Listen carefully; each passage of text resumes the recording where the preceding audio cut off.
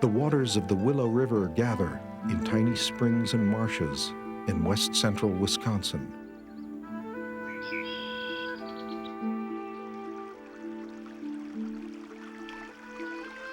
Merging, ever moving, to the St. Croix River, the Mississippi, and beyond. The Willow is one of many rivers in a state rich in lakes and waterways. But whose water is this? Can it, like land, be bought, sold, and developed? Does it, like air, belong to no one or to everyone?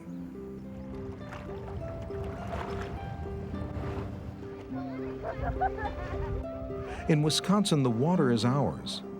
Most of us take for granted that we can swim in our lakes and rivers, sail on them, and hunt the ducks that fly over them.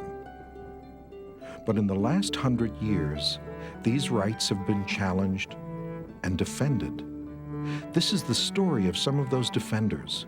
Through large acts and small, each in their own way, they have helped shape a remarkable body of law, the public trust doctrine.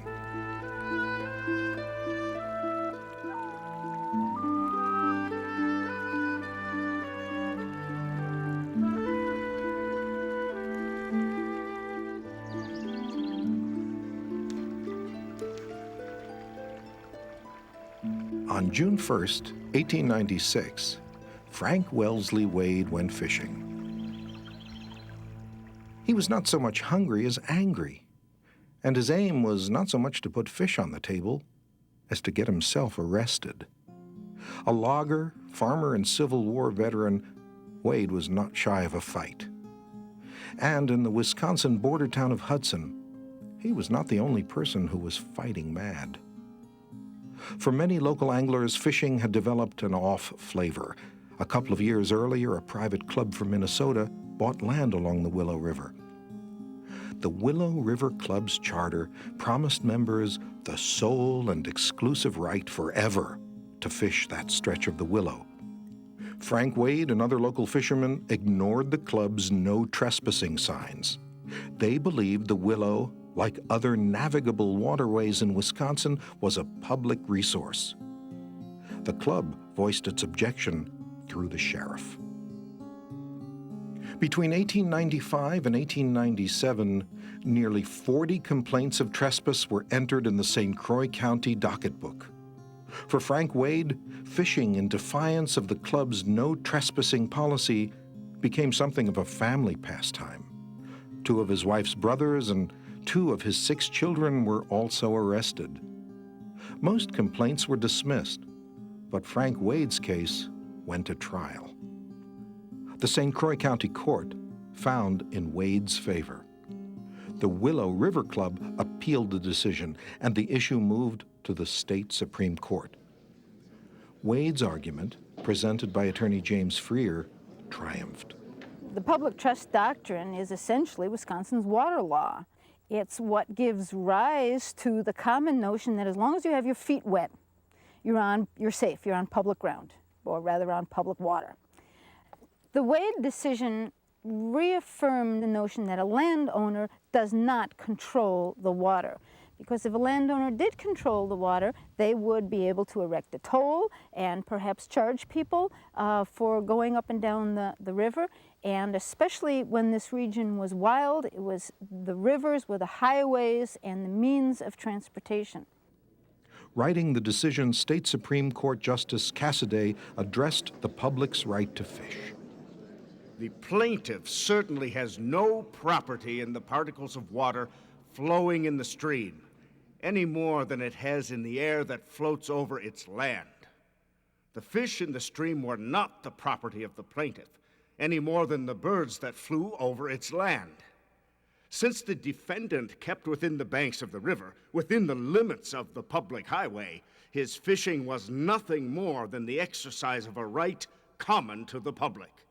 The Wisconsin Constitution incorporated the phrase common highways and forever free, which it actually lifted from the Northwest Land Ordinances of 1785 and 87.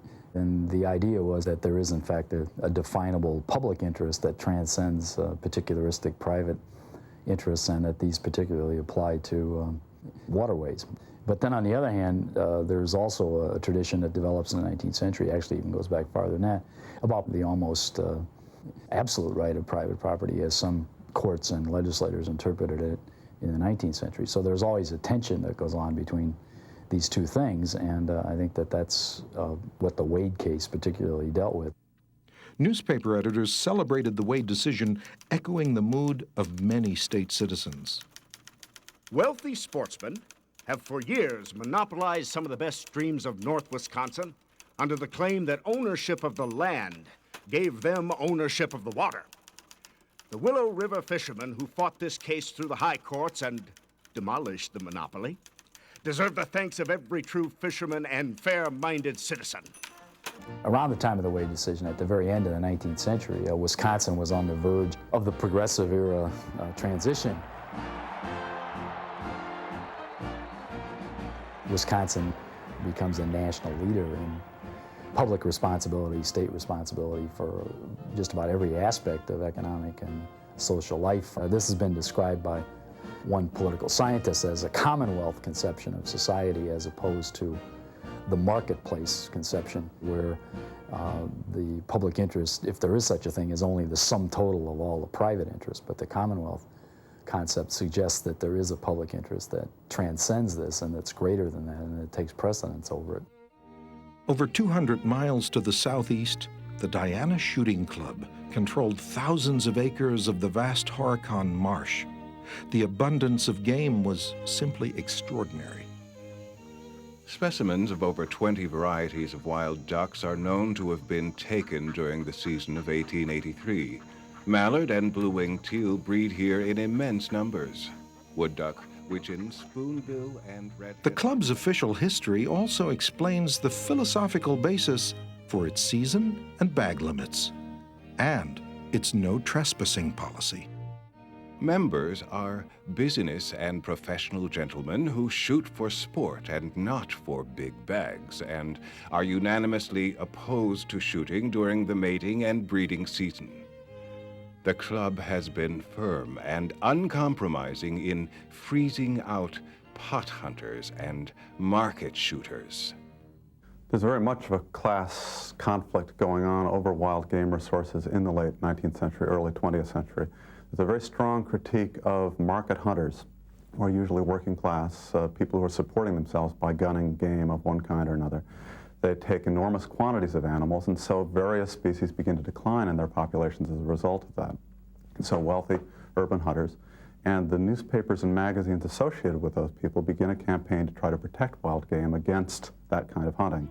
And so although there's clearly self-interest involved, although clearly the elite hunters are trying to protect their own access to the game, it's also true that there is a genuine effort to conserve game that's part of that.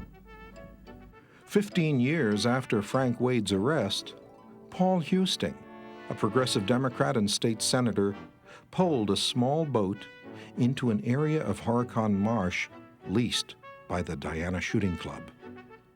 He began to hunt ducks and was arrested. Husting had grown up in Mayville, Wisconsin, near Horicon, and he felt strongly about his right to hunt in the marsh.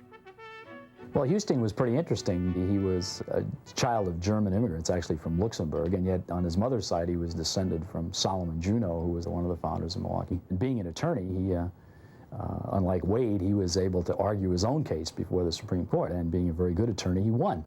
In 1914, Justice Vinge wrote the decision in Diana Shooting Club versus Husting, in which the court concluded, Navigable waters in this state are public waters, and the policy which reserves to the people the full and free use of public waters should not be limited or curtailed by narrow construction, but should be interpreted in the broad and beneficent spirit that gave rise to it.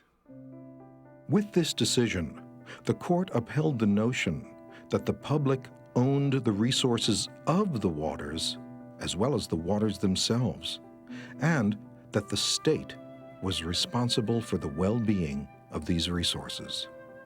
There's been an interesting progression in what rights are protected by the trust doctrine.